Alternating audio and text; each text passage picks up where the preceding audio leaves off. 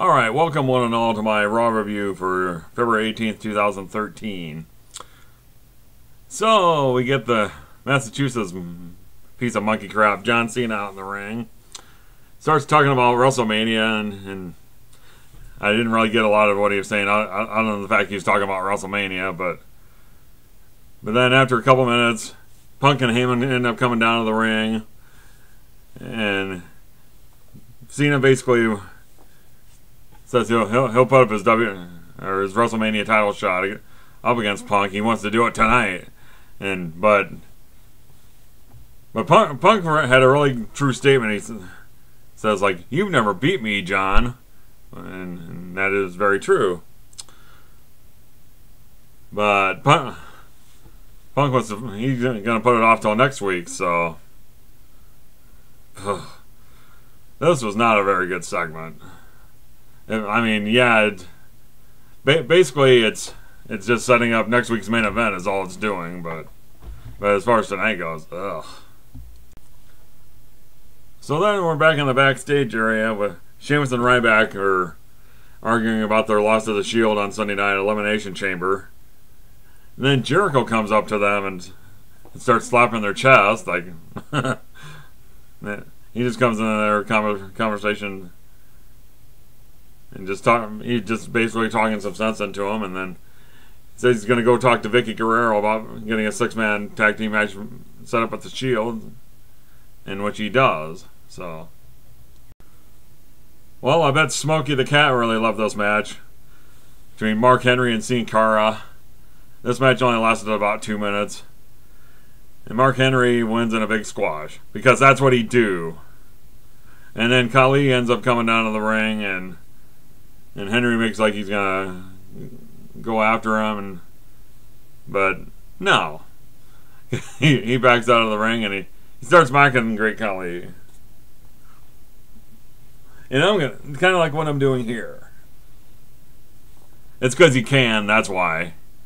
If you're wondering why he can mock him, it's because he can. All right, then he had a rematch from Elimination Chamber between Antonio Cesaro and The Miz. No disqualification this time after what happened in Elimination Chamber after Cesaro took a knee to the nuts. Well, there were a couple nice spots in this match, even though this match only lasted about 5 minutes. Kind of short for a no DQ match, but I just thought it was weird that Cesaro took that Raven shot into the chair, but you'd have thought that maybe Miz would have gone maybe for submission hold with the head or something, or just did something, but no, that would make too much sense. He won by submission with the figure 4 leg lock. So Miz beats Antonio Cesaro non-title. So I mean, for as short of a match it was okay, but other than that, I thought it was too short of a match for a no DQ. So. Alright, then we had this vignette with Zeb Coulter and Jack Swagger talking about illegal immigration. You know, ever since Swagger came back, I like this character. I really do. I mean, yeah, it's like, no, I'm not a racist or anything, but I can see where people think this could be racially based, because this is a culturally relevant thing, as Schleg Daddy talked about on the OTRS Raw review, and what Dan and NJ reiterated on their review. But yeah, this is a really good segment, I thought, and it's kind of funny they actually have their own YouTube channel. So if you want to watch that video, if you haven't seen it before, I'll put that address in the description box down below. So I thought that was, ever since they brought Swagger back, that's the main thing that he's really needed, is a mouthpiece, and that's what he have in Zeb Coulter or Dutch Mantel. Alright, then you had another backstage segment with Daniel Bryan and Kane. This time they're talking about what happened with them in the Elimination Chamber, and Daniel Bryan went to Vicky Guerrero and got a singles match set up. And he doesn't want Kane going out there. And then I don't know. Somehow they got on the subject of snakes. It's like I don't. He doesn't like snakes. Kane doesn't. And who should show up but Chase Oliver 68's favorite wrestler, Randall Keith Orton. But this is actually pretty funny for an Orton segment. This is like saying that you used to be pretty scary with what was that, your pile drivers and your choke slams. Now I kind of liken you to Barney the dinosaur. Oh, it's actually a pretty funny segment. And then you have another backstage segment with Vicky Guerrero and Paul Heyman coming up to her, and she says she has a major announcement, but I'm not going to waste my time telling you back here. We're going to go outside of the ring. So, and I will be sure to harp on that and a little bit later here in the review. Alright then, so your 1 hour main event was Alberto Del Rio against Dolph Ziggler. This is actually a pretty good match. I mean, what would you expect between Del Rio and Ziggler, two guys that worked pretty well. And they've had a couple matches before and they've been good, so I had no reason to expect anything less. But Del Rio ends up winning by submission with the cross arm breaker. But afterwards, we get a little run in by Big Dummy Langston, and he attacks Del Rio and he gives him his finisher or whatever the hell you call that thing. And then you had another teased cash in on the Money in the Bank by Ziggler, but before he could do that, Ricardo got a hold of the briefcase and was running, and Big E was in chase of him, and why he dropped it is beyond me, but the little slut AJ went to pick it up and gave it back to Ziggler, and Ziggler ends up eating an enziguri to the side of the head. So yet another failed cash in by Dolph Ziggler. So kind of makes you wonder when is he actually going to cash this in if he didn't do it at Elimination Chamber? Is he going to wait till WrestleMania or something? I'm just curious as to when they're finally going to let him actually do this. So okay, we have another pointless segment. Wade Barrett standing in the ring talking about his new movie that's coming out called Dead Man Down, starring Colin Farrell. I guess the only reason why we have Sheamus come up on the Titantron because Sheamus and Colin are supposedly good friends. I mean, just because they're both Scottish or Irish or whatever. But what was really the point of this segment? I mean, besides Barrett trying to say he's the star of the movie, it's like I had no fucking idea what the point of this segment really was. Okay, then you had a six-person mixed tag match between the Great Pumpkin and the other dancing hippo, Tensai, along with one half of the Funkadactyls, Naomi, taking on Primo, Epico, and Rosa Mendez. Well, this was a squash.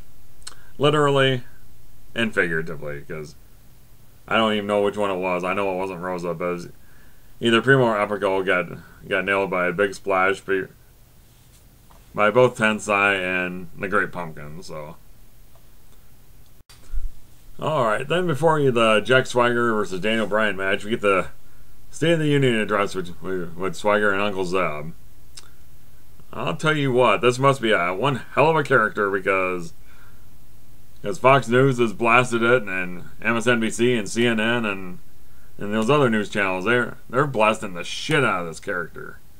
And you know what? They must be doing a hell of a job because this was a great segment. Yeah, I get, because this is really what a lot of things that happen in the world today, especially when it comes to politics, you know. But anyway, the match itself, it was a pretty good match, and And Swagger gets a signature victory over a former world champion, which he is himself. But Swagger with this new character, he's really come a long way from 6 months ago when he took off, when he was jobbing to everybody under the sun. So, all right. So then we get to that Vicky Guerrero and Paul Heyman segment in the ring, and she has her big announcement, and she has now she calls it an assistant to the managing supervisor, which is herself. And you know who it is? It's Brad Maddox. That's right. He shouldn't be the assistant to anybody, brother. Because you know what? He's the only one that has the Maddox. And that's Brad Maddox. So, then also, during the same said segment, we got Mr. McMahon showing up on the Titantron 2 weeks after his hip surgery. And he is going to challenge, next week, he is going to challenge Paul Heyman to a fight. So we got 2 matches for next week's Raw already set up. So that will be interesting to see. I'm guessing we're probably gonna see the return of Brock Lesnar, and we'll probably see the return of the game, setting up their match with Brock Lesnar at WrestleMania. All right, another 6-man match with the Shield. Taking on Sheamus, my boy Ryback, and Y2J Chris Jericho. Jericho got the match made earlier in the show by Vicky. And the Shield wins after Rollins hit the knee off the top rope onto Chris Jericho. So the Shield wins. I have no problem with this, because Ryback didn't take the pin this time, like he did at Elimination Chamber. So then next, there's a match that ended up not happening between Damien Sandow and Kofi Kingston. And why did this match not happen? Well, Sandow was beating on Kofi pretty unmerciful. And then we get the return of R-Truth, who he came in to save the day for Kofi. So I guess Sandow's going to be in a feud with R-Truth now, I guess. Okay, then we get to the Randy Orton versus Kane match, and do I really need to talk about this match? I don't think so, because they've fought each other many times before, and you can probably guess the outcome. And if you can't, I'm going to give it to you anyway. Randy Orton wins with an RKO out of nowhere after Dan O'Brien had a little distraction on to Kane after he said he wasn't going to be out there. So that's what I think of that match. All right, finally, we get The Rock with his championship celebration.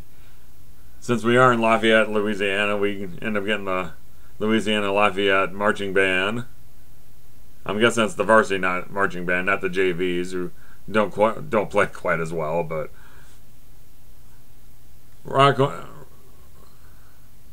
ends up saying that he wants the old spinner belt to go to the Hall of Fame. Granted, there is no Hall of Fame, but I digress. Then there's a little stand in the middle of the ring, and what does he show is the new WWE Championship belt.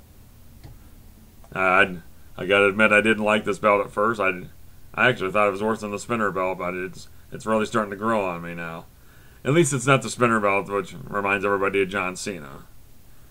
So he just basically says he wants to face one man at WrestleMania 29, and then you hear da da da da da da da. That means we get Cena at the beginning of the show, and we get him at the end of the show. And he's just standing up on the ramp. He's not doing anything, and then Punk ends up attacking him from behind to end the show, and without Cena saying a word to The Rock. So that's about all I can say about that ending segment. And as far as final thoughts go, this week's show seemed to set up more next week's show than anything else. I mean, because you already got 2 matches set up for next week. You get the Cena match against Punk for Cena's WrestleMania title shot. Doesn't this sound? Correct me if I'm wrong here, but Doesn't this sound like something that happened in TNA back in November when James Storm put up his #1 contendership against Bobby Roode and he lost? So, Cena, this is something that Cena does not need to do. But he's just arrogant enough to put it on the line and say, hey, beat me if you can. And as far as the McMahon-Heyman match next week, you know there's going to be something going down there. More than likely, you're going to see the return of Brock Lesnar attacking McMahon once again. Then you're going to see the return of the game. But as far as what other parts of the show, the State of the Union address I thought was good. Along with the match with him and Daniel Bryan, and the ADR Ziggler match with the tease, cash in, and Money in the Bank. I mean, that was alright as well. So, anyway, I am off like a shot, and I'll talk to you later.